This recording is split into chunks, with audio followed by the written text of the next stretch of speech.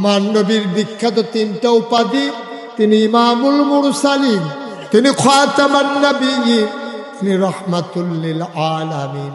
এই তিনটা উপাধি এই দুনিয়াতে কোনো নবী এবং রাসূলের নাই। আমার নবী ইমামুল মুরসালিন, তিনি খাতামান নবিয়্যিন, তিনি রাহমাতুল লিল আলামিন।